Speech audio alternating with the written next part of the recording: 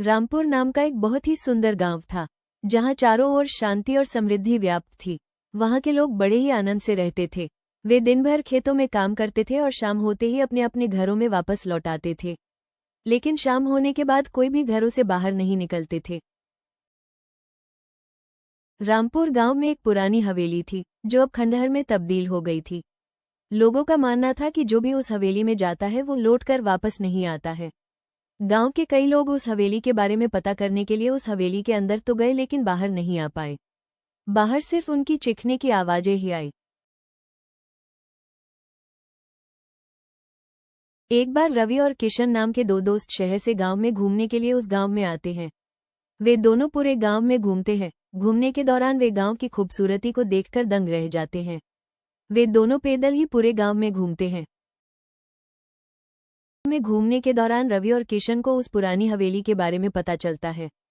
तब रवि किशन से कहता है कि हमें उस पुरानी हवेली के बारे में पता लगाना चाहिए कि आखिर ऐसा क्या है उस हवेली में जो भी उस पुरानी हवेली में जाता है वो लौटकर वापस कभी नहीं आता है।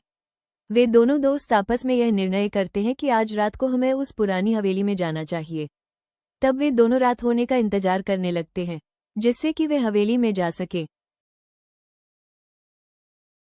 रात होते ही रवि और किशन उस हवेली पर पहुंच जाते हैं, लेकिन जैसे ही वे दोनों हवेली के अंदर जाने लगते हैं तो एक गांव वाला उन्हें अंदर जाने से मना करता है।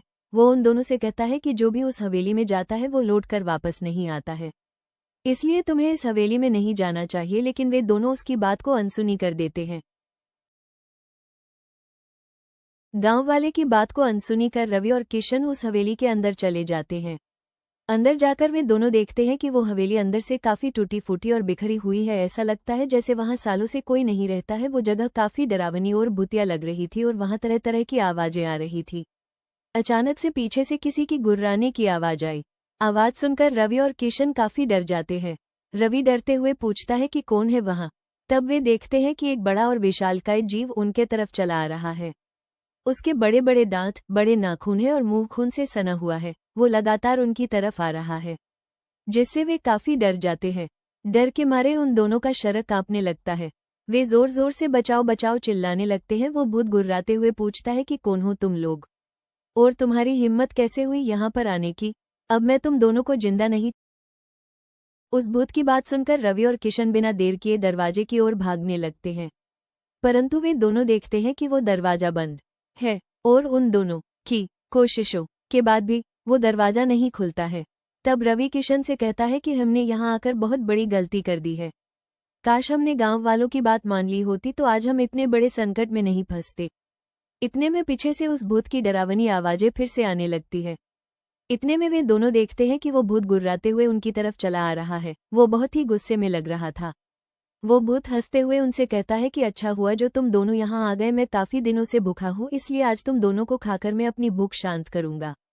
ये सुनकर रवि और किशन और भी ज्यादा डर जाते हैं और जोर जोर से मदद के लिए चिल्लाने लगते हैं, लेकिन कोई भी उनकी मदद के लिए नहीं आता है। उस रात वो भूत रवि और किशन को मारकर खा जाता है।